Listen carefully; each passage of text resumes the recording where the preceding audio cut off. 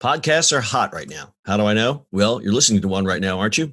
But you might be wondering, how on earth do I get my voice out there and start my own podcast? It all seems so intimidating. Between hosting and platforms and monetization, it can get real complicated real quick. Well, I'm going to let you in on a little secret. We started this podcast over 2 years ago, not knowing clue one on how to do it. So how do we do it? We did it with Anchor. Anchor is the free podcast app with creation tools that allow you to record and edit your podcast right from your phone or computer. And Anchor will distribute your podcast for you, so it can be heard on all the platforms like Spotify, Apple Podcasts, and many more. And everybody likes money, right? Well, you can make money from your podcast with no minimum listenership. It's everything you need to make a podcast in one place. So go right now, download the free Anchor app, or go to Anchor FM to get started. It's the eCommerce Minute, your daily dose of e-commerce, tech, and retail news with your host, John Suder, Bart, Mroz, and Brittany Blackman. The eCommerce Minute is a production of SUMO Heavy, a digital commerce consulting firm located in Brooklyn, New York, and Philadelphia. Find us on the web at sumoheavy.com. It's eCommerce Minute episode 672. In today's episode, Burlington closes e-commerce site to focus on its bricks and mortar stores. In today's digital world, having a website or at least some sort of electronic experiential features in store is imperative in order for retailers to thrive. But in a very surprising move, one well-known retailer is pulling the plug on their e-commerce operations. Burlington Stores will end its e-commerce business and reduce total inventory by double digits this year in an effort to add efficiency and agility to the off-price retailers' operations.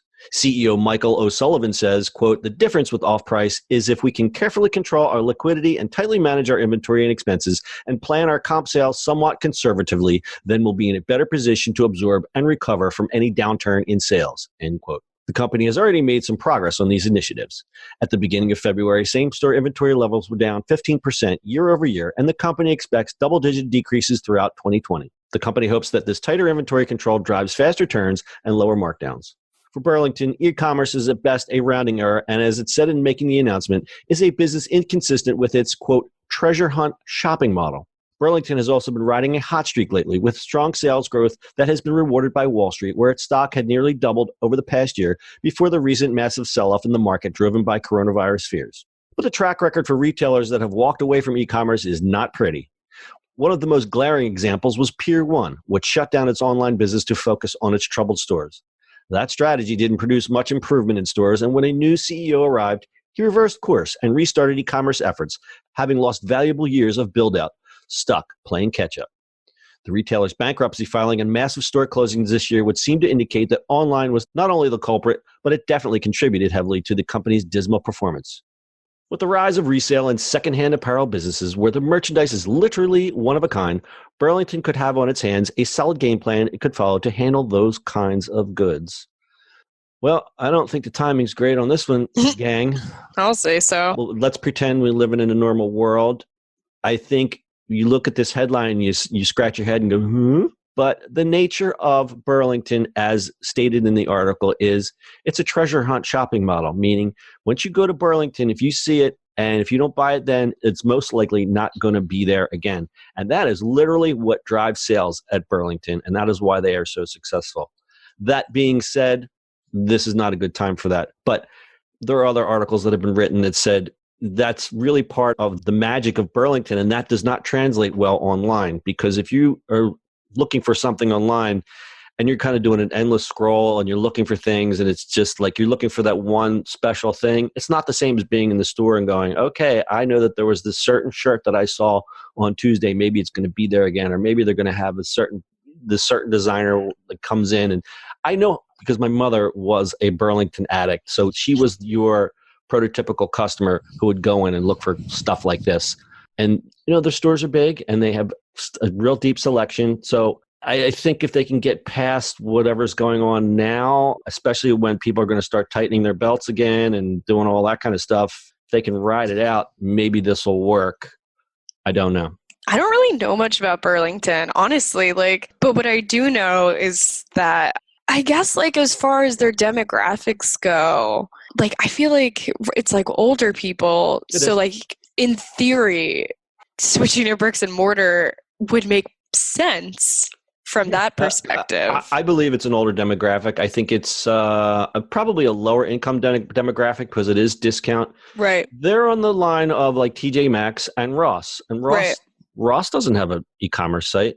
If Ross Right. had an e-commerce site, it would just be like messy shelves and out of order. Well, yeah, I mean, they're on the same level as TJ Maxx, Ross, Marshalls. They're all in the same. Yeah. They play in the same space all the time. So, I mean, it's discovery, right? And being in the stores where you discover. Yeah, and you'll get the people who do the circuit. They do the TJ Maxx, the Ross, Burlington. What was the other one you said? Marshalls. Marshalls. Yeah, so you get the Marshalls. They do the circuit. You know, they get people that like to just go out and shop and hit the stores. And my mother was that person. She'd be like, look at the new shirt I got. I got you a candle for your house. I'm like, Mom, I don't know any more candles. But they have some good stuff, but you got to look for it. You got to look for it. And especially in the case of Ross, it's like such a mess in there. It's, you know, but if you're looking for a nice dress shirt and you're willing to like dig, I'm talking strictly as a dude. If you're willing to dig, you can find some good stuff there. That's not my scene, but you know, hey, what are you going to do? Yeah, I mean, it makes sense, but it's not really the best time. I wonder how, like, what costs they spend on running their e-commerce site. Like, I wonder how much that would save them. Probably a lot, just because they're so big. I bet you it was tons. I don't know what they were running on, but I bet you it's pretty big, hefty price. Right. So yeah, this makes sense. So you're probably talking, I mean, a few $1 million easily on running the whole. Oh yeah, I mean, between all the stores and yeah, they're definitely in the millions of just developing the site and then just doing that. There was a study on Motley Fool. Okay, so I'm not real good on this, but I'm just going to read verbatim here. It's just easier. Off-price retailers are business in perpetual motion because their customers are always seeking out new goods through the vaunted treasure hunt experience. As we said, the discounters rely on fast inventory turnover. Their buyers scour the market for order cancellations, overruns, closeouts, and blah, blah, blah, blah. That means their inventory turns much faster at department stores. So what that means is they get cash in hand a lot faster than a department store. That is why they would say, well, screw it. We'll just go full tilt boogie bricks and full tilt boogie bricks and mortar, try saying that fast, and they turn over cash a lot faster. So Burlington stores, for example, days outstanding 5, days inventory outstanding 91, days payable outstanding minus 82, cash. So they call it the cash conversion cycle. So they get a 14.36, whereas TJ Maxx is a 35.37. If you want to look that up, there's an article on Motley Fool called "Is Burlington Stores Crazy for Eliminating Its E-Commerce Platform?" And I'll put that in the show notes because... And they are not. I mean, currently they are, but what are you going to do? Yeah, so Macy's is also competition because there's certain, you know, Macy's where they have, people think it's a fancy department store, but they run a lot of discounts too. So I would put them in there. Kohl's, Ross, TJ Maxx, all those guys, they're all kind of in the same thing here. But it's interesting that they're killing their e-commerce website. But when you boil down the numbers, it probably makes sense in a normal world. So check back on this one later. Wrap this one up with a little stat time. Burlington says e-commerce only accounted for 0.5% of sales, and customers prefer the treasure hunt in physical shops. That's according to MarketWatch. Wells Fargo analysts rate Burlington store stock as overweight with a $250 price target. That's 13% above its current price, calling it a top pick. Of course, this was written before the crisis began, so your mileage may vary. Their stock rallied 40% over the last year, which was great, but again, your mileage may vary.